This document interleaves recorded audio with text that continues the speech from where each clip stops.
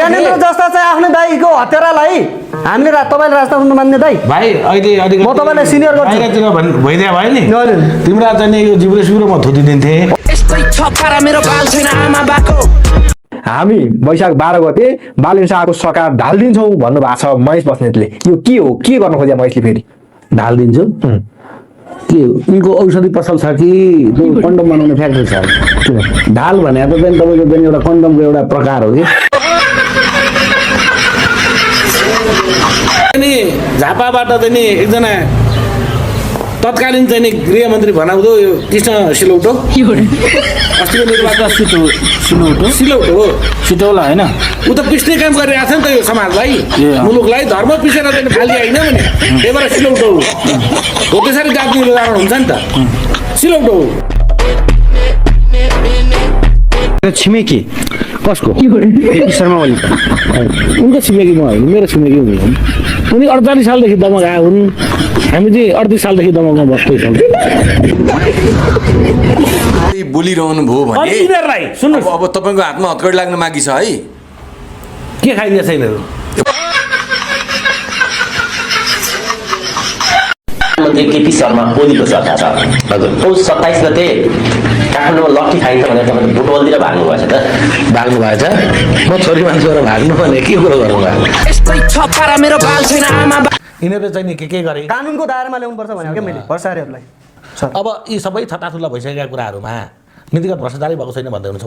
उहाँले भ्रष्टाचार गरेको छ तर नेपालको संविधानमा नीतिगत भ्रष्टाचार पाइन्छ नेपालको संविधानमा त नि भाइ राजा मलाई एउटा कुरो भनिदिनुहोस् विदेशीको इसारामा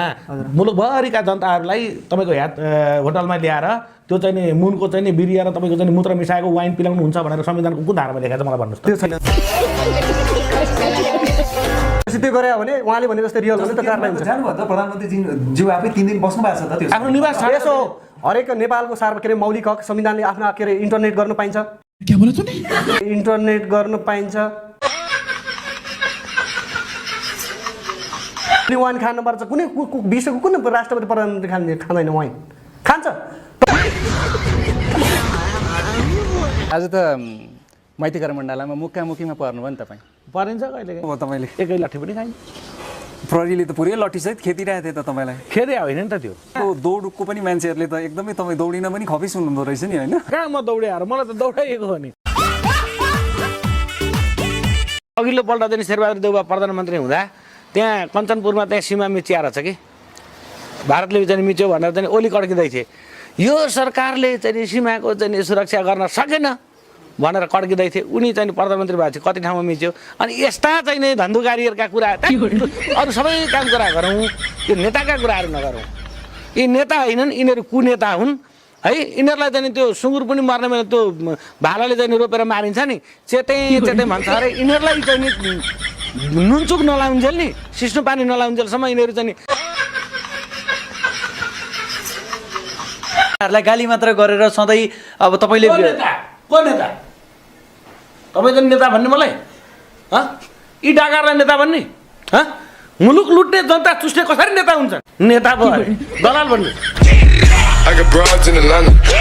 तपाईँ जस्तो मद्यपान गर्छु जाँड रक्सी खान्छु भनेर खुलेआम भन्नुहुन्छ है ढाँट्नु किन खान्छु त कहिले कति खानुहुन्छ रेगुलर चाहिँ म त पिएकर त होइन नि त बिहान कुखुरी कहाँ गर्दाखेरि खाने मान्छे त म परिनँ किनभने मैले त अध्ययन पनि गर्नुपर्छ कति बेला खानुहुन्छ त बेलुका मैले खाएर के ताण्डव देखाउँदै हिँडेको छु र तपाईँको खाने घरमा सुत्ने असन्तुष्टि व्यक्त गर्दाखेरि एउटा प्रवृत्ति एउटा सानो प्रवृत्तिलाई नै मूल प्रभाव बनाएर उहाँले जननेता कमरेड मदन भण्डारी कमरेड पुष्पलाल अनि त्यसपछि अहिले भएका 101 योग्य होनाहार देशलाई योगदान गर्ने नेताहरू पहिले मदन भण्डारीको कृपया नाम नलिनु यो अपराधीहरूको झुन्ड यो दलालहरूको ग्याङमा नमिसाइदिनु ती पवित्र महान होइन आत्माहरूको चाहिँ यहाँ नजोड्नुहोस् पुष्पलाल कमरेडको नजोड्नुहोस् अहिलेका अपराधी मध्ये को कम्युनिस्टको चरित्र भएको कसै एउटा लेखाइदिनु के हो दिइहाल्नु ल भन्नु त लिम्पिया धुरा लिपि लेख भारतले लगेको के हो यो विषयमा तपाईँ किन नबोले कति बोल्नु बोल्नु न धेरै ठाउँमा बोल्यो के हो त यो भन्नुहोस् खास कुरो यो खास कुरो के हो भन्दाखेरि हजुर यो 2046 सालको चाहिँ बहुदल जुन छ नि हजुर भारतले नै ल्याइदिया हो त्यति बेला प्रत्यक्ष रूपमा मैले देखेको मेरो स्मरणमा रहेको चाहिँ तपाईँको चाहिँ नि चन्द्रशेखर भन्ने जुन नेता थिए नि त हजुर उनी चाहिँ नि आएर गणेशमानजीको चाहिँ निवासमै चाहिँ आन्दोलनकारीलाई उकास्ने काम गरेका थिए हजुर र तपाईँको डाक्टर एसके सिन्हा हजुर उनले चाहिँ ललितपुर आन्दोलनको नेतृत्व गरेका थिए होइन हजुर, हजुर। त्यसो भए उनीहरूले जसले व्यवस्था गरेर उसैको लागि दिनुभएको हो होइन हजुर मोटामोटी त्यही हो ए अब गिरफ्तारीमा परियो त दाइ के गरे खै त पर्नुभयो त